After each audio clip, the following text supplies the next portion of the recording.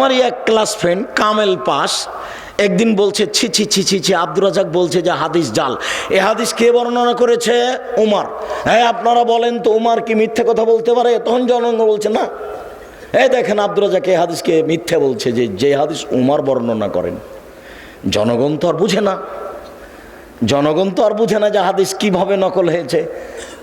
ওই মাইকটার ওখানে আল্লাহর নবী, আপনাকে দেখাচ্ছি, ওই মাইকটার ওখানে আল্লাহর নবী।